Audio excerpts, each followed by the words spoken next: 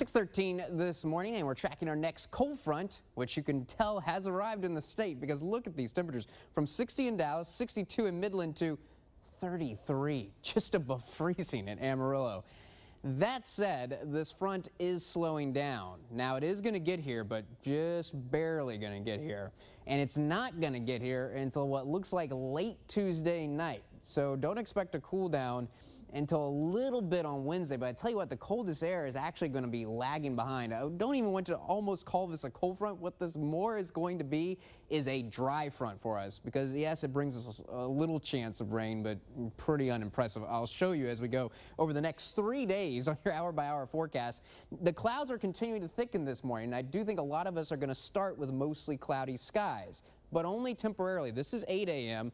Check out lunchtime. We'll call it partly cloudy. Jump ahead to 4 p.m. Got to say mostly sunny. So the most clouds will be early today, and this afternoon it's going to be mostly sunny and in the upper 80s, muggy, breezy, but not as windy as yesterday. And then here come the clouds again late tonight. Now we've jumped ahead to 8 a.m. tomorrow morning. It's back to a cloudy start, but notice this time a little bit of green showing up. I can't rule out some fog tomorrow morning and a few sprinkles where that fog is. And note where the best chance is.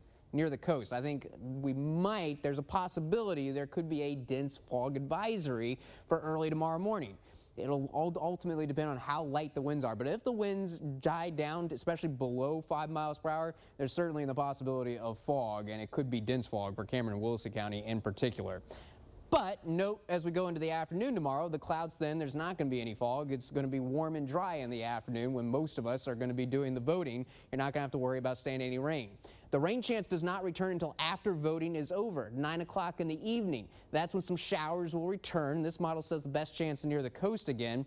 And then from this point on through early Wednesday morning, I'm not going to rule out a few showers, maybe a very weak thunderstorm popping up.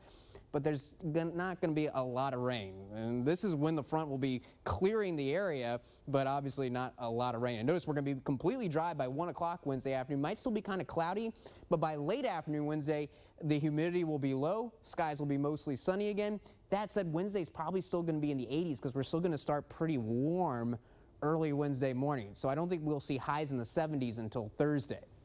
But today and tomorrow will be the warmest days, the most unpleasant days in terms of the humidity and temperature, that combination, because muggy today and 88. Now, not as windy as yesterday, but you're still going to notice the wind. It's a breezy day with gusts around 25 miles per hour. Mostly cloudy to start, becoming mostly sunny. The opposite tonight, though, mostly clear early, becoming cloudy late, and then tonight, I do think there's a chance of fog. Not everywhere, but especially near the coast. There could actually be some dense fog, maybe a few sprinkles late tonight, early tomorrow morning as well. Very mild temperatures, 68. Your voting forecast for tomorrow. Remember, the polls are open from 7 a.m. to 7 p.m. So the most disruptive weather during voting is probably going to be early in the morning. That's when we're going to be dealing with some patchy, dense fog and a few sprinkles. But again, not a lot of rain. In the afternoon, it's going to be completely dry. There's not going to be any fog. I think it's still going to be mostly cloudy, a little bit more cloud cover than today, but another very warm day. Highs around 87. Not much wind, though. Winds will actually be light during the day tomorrow.